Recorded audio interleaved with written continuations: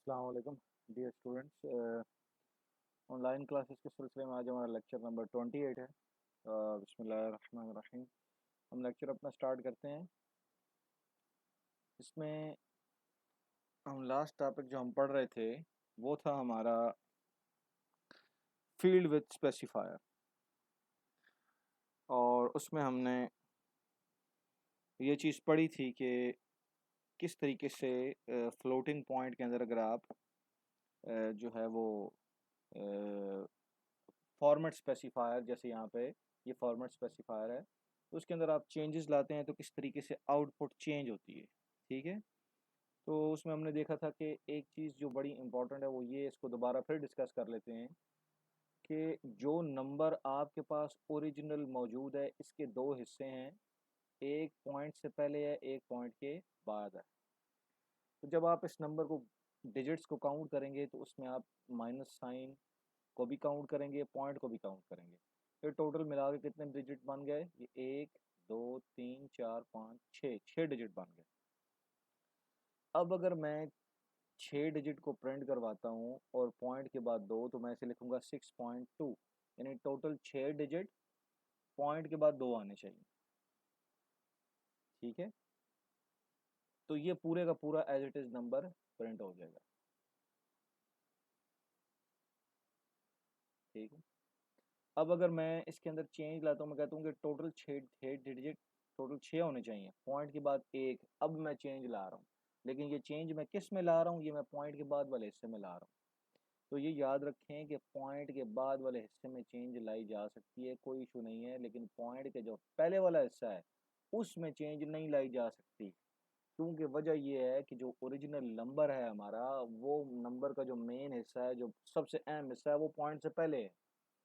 तो जो नंबर का ओरिजिनल या सबसे अहम हिस्सा है उसके अंदर हम चेंजेस नहीं ला सकते, वो वैसे का वैसा ही रहेगा।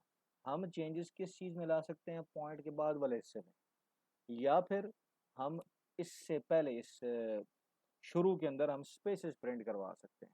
ठीक है, इस हिस्से में, पॉइंट से पहले वाले हिस्से में हम चेंजेस नहीं ला सकते, ना इस हिस्से में चेंजेस ला सकते हैं।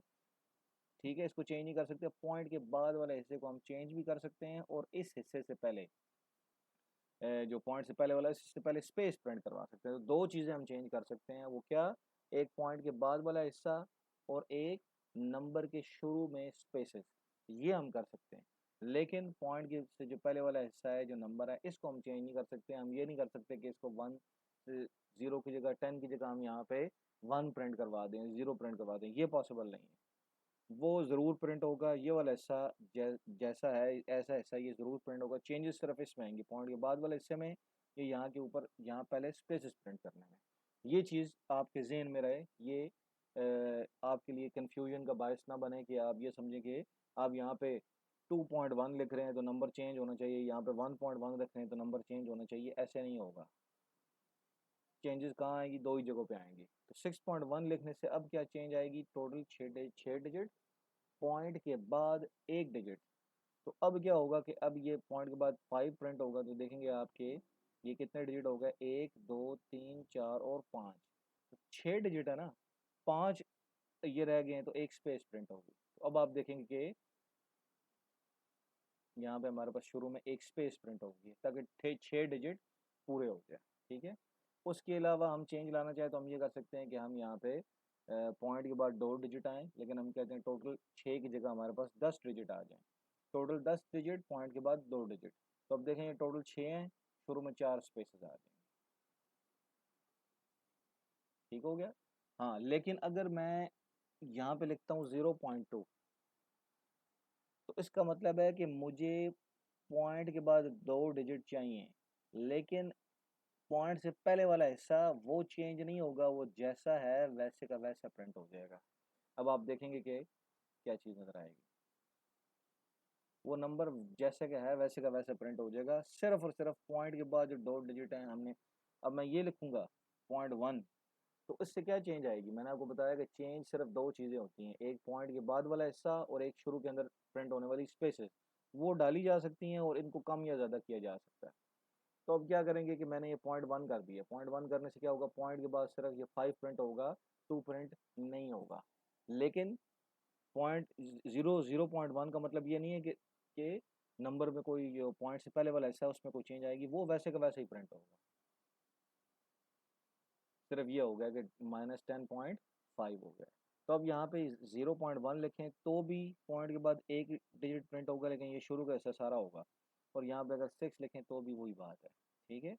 ये 6 लिखने से या 0 लिखने से कोई फ़र्क नहीं पड़ता, जो पॉइंट से पहले का हिस्सा है वो पूरे का पूरा प्रिंट होता है, ठीक है। हाँ, अब ये कर सकते हैं हम कि हम यहाँ .4 करें। तो हम यहाँ ये करना चाह रहे हैं कि पॉइंट के बाद 4 डिजिट्स प्रिंट हो, पॉइंट के बाद 4 डिजिट्स प्रिंट हो। तो अब आप देखें ये 4 पॉइंट के बाद 4 डिजिट्स कैसे प्रिंट होते हैं, लेकिन बाकी सब वैसे का वैसे ही रहेगा, उसमें कोई चेंज नहीं आएगी। देख 4 डिजिट प्रिंट होगा। अब मैं यहाँ पे .4 करके यहाँ पे लिखूँ टोटल 6 और पॉइंट के बाद 4, टोटल 6 पॉइंट के बाद 4। तो इससे भी नंबर में कोई फ़र्क नहीं पड़ेगा। टोटल 6 करने से, टोटल 6 और पॉइंट के बाद 4 डिजिट करें तो यहाँ कमी आती है, तो ये हिस्सा तो कभी कम नहीं होगा, ये वैसे का वैसे ही रहेगा। ये 4 डिजिट 1 2 3 और 4, ये 4 डिजिट वैसे ही आएंगे, पीछे 2 रह गए, ठीक है। तो क्या करेगा, पॉइंट के बाद हमने 4 गए हैं तो 4 लगा देगा, लेकिन जो पॉइंट से पहले वाला हिस्सा है उसको चेंज नहीं करेगा, वो वैसे का वैसे ही रहेगा। तो यहाँ पे आप देख रहे हैं कि 6.4 का मतलब, वैसे तो मतलब ये है कि टोटल 6 डिजिट पॉइंट के बाद 4, लेकिन अगर हम इस माने के मुताबिक चलें तो यहाँ के पॉइंट के बाद 4 डिजिट प्रिंट करवाने से, यहाँ पे 4 डिजिट प्रिंट करवाने से शुरू का हिस्सा मुतासर होता है फिर, ठीक है। तो क्या करता है कि वो ऐसा कोई भी प्रिंट नहीं निकालेगा, ऐसी कोई भी चीज़ प्रिंट इसमें जो है वो 6.4 F का मतलब ये है कि 6 डिजिट टोटल पॉइंट के बाद 4। अगर हम वो पॉइंट के बाद 4 करते हैं तो पीछे सिर्फ 2 की गुंजाइश रहती है, उससे ही जो हमारा पॉइंट से पहले वाला नंबर है ना, ये इस पर फ़र्क पड़ता है। तो मैंने बताया कि जो ओरिजिनल नंबर है, जो पॉइंट से पहले वाला है, वो नंबर का असल हिस्सा होता है, वो कभी भी चेंज नहीं होगा। इसलिए 6.4 से ये नंबर भी प्रिंट होगा और पॉइंट के बाद भी 4 प्रिंट होगा, ठीक है। तो आप देखेंगे कि अब मैं 6.4 लिखूँ या 0.4 लिखूँ, बात एक ही है। हाँ, फ़र्क तब पड़ता है जब मैं नंबर ऑफ़ डिजिट्स की तादाद बढ़ा दूँ, जितने डिजिट्स इसके हैं इससे ज़्यादा बढ़ा दूँ। यहाँ पे 6 है, मैं यहाँ पे 10 कर दूँ, तो फिर फ़र्क पड़ेगा, ठीक है। कि टोटल 10 पॉइंट के बाद 4, तो उससे नंबर को फ़र्क पड़ेगा। तो कहने का मतलब क्या है, मुख्तसर ये कि जो हमारा नंबर है उसके अंदर जो चेंजेस आती हैं वो कहाँ पे आती हैं चेंजेस, पॉइंट के बाद वाले हिस्से में या यहाँ शुरू के अंदर जो स्पेसेस हैं उसमें, ठीक है। जो पॉइंट से पहले वाला हिस्सा है वो चेंज नहीं होता, वो वैसे का वैसा ही रहता है, ठीक है। कि वो नंबर का जो मेन हिस्सा है, वो इम्पोर्टेंट हिस्सा है, वो चेंज नहीं होता, ठीक है। तो यहाँ तक तो बात होगी हमारी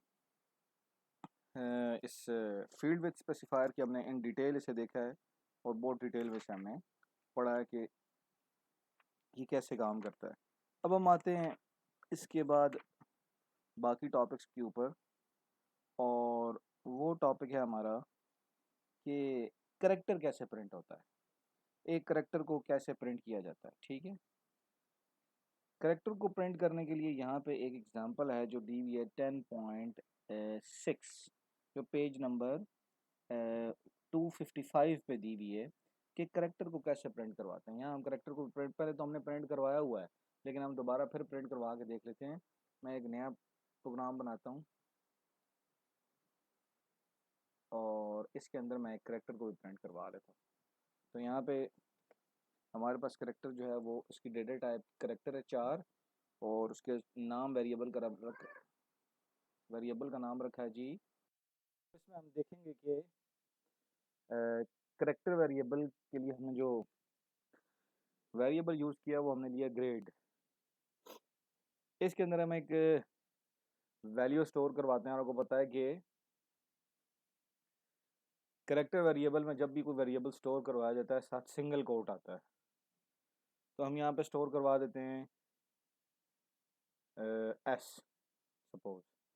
तो उसके लिए हम क्या लिखेंगे, यहाँ पे पहले सिंगल कोट डालेंगे, सिंगल कोट, और यहाँ लिख देंगे एस। कैपिटल एस लिखें, स्मॉल एस लिखें, दो कोई भी करेक्टर स्टोर करवाएं, मकसद यहाँ पे हमारा इसके अंदर को करेक्टर स्टोर करवाना है, ठीक है। और अब हम इसे प्रिंट करवा लेते हैं। तो प्रिंट करवाने के लिए हम क्या यूज़ करेंगे, प्रिंट एफ। बाकी सब कुछ वही है, डबल कोट्स, डबल कोट्स के बाद कामा, उसके बाद वेरिएबल नेम, वो आप क्या लिखेंगे, ग्रेड, और उसके बाद सेमी कॉलन। अब यहाँ पे आपने जो चीज़ प्रिंट करवानी है उसके हिसाब से फॉर्मेट स्पेसिफायर लगाएं, और साथ कुछ लिखना चाहें तो लिख देंगे दी कैरेक्टर इज, जहाँ प्रिंट करवाना है उस जगह पे फॉर्मेट स्पेसिफायर लगा दें। और करेक्टर के लिए कौन सा यूज़ होता है, %C। अब यहाँ जो आउटपुट आएगी वो क्या आएगी, द करेक्टर इज, यहाँ %C है, वहाँ ग्रेड के अंदर जो वैल्यू पड़ी है वो प्रिंट हो जाएगी, ठीक है। अब इसकी आउटपुट हम देख लेते हैं।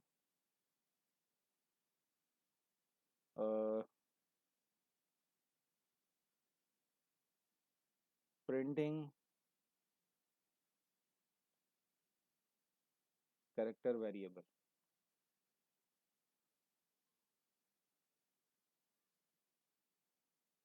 तो द कैरेक्टर इज S, ठीक है। अच्छा, इसके बाद अब एक से अगर ज़्यादा आपके पास करेक्टर्स हैं, जैसे यहाँ पे है, तो हम एक और प्रोग्राम बनाते हैं और इधर अब हम स्टोर करवाते हैं जी, इसको यहाँ से चेंज करते हैं।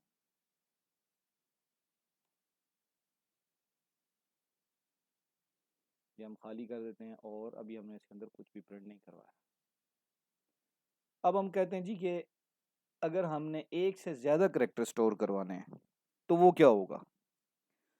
एक से ज़्यादा करेक्टर को हम कहते हैं स्ट्रिंग, एक से ज़्यादा करेक्टर को हम क्या कहते हैं, स्ट्रिंग कहते हैं, ठीक है। यहाँ पे आज जो हमने काम किया है, character and string data type, string variable printing, या हम लिखते हैं प्रिंटिंग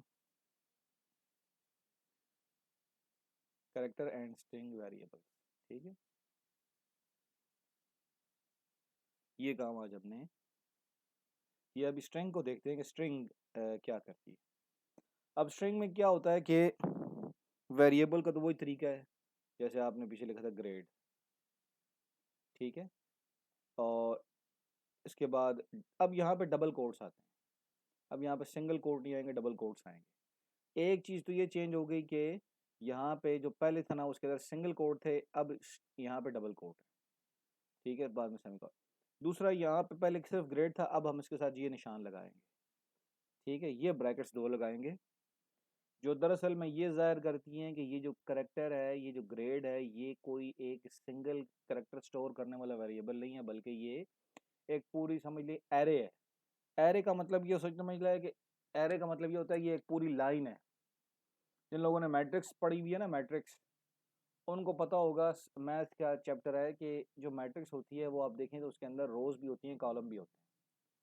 तो सिर्फ अगर रोज हों तो वो भी एक सीढ़ियों की तरह होती हैं, एक पूरा समझ ले एक के बाद दूसरी सीढ़ी है, ठीक है, या स्लॉट है। जिस तरह कमरे के अंदर आप जाएं तो बेंच लगे होते हैं तरतीब से, हर बेंच पे एक एक दो दो स्टूडेंट बैठ जाएं, तो वो क्या होता है, वो पूरी एक, अगर 10 बेंच हैं तो हम कहेंगे 10 स्पेसेस हैं, यहाँ पे हम लिख देते हैं 10।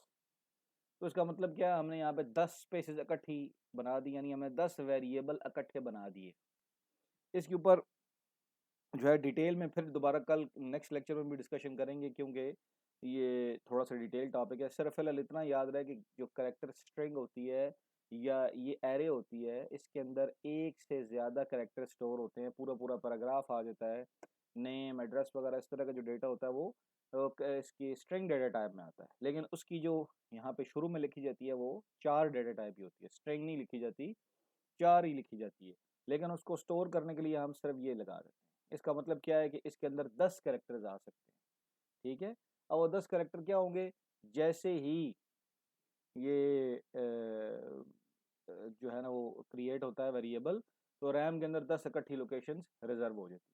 कल इंशाल्लाह दोबारा इस पे दोबारा डिस्कशन करेंगे कि स्ट्रिंग वेरिएबल्स क्या होते हैं और वो किस तरह काम करते हैं, रैम में कैसे स्टोर होते हैं, उनको कैसे प्रिंट करवाया जाता है, ठीक है। इसके ऊपर डिटेल में इंशाल्लाह नेक्स्ट लेक्चर में डिस्कशन होगी। तब तक के लिए अस्सलाम वालेकुम, अल्लाह हाफ़िज़।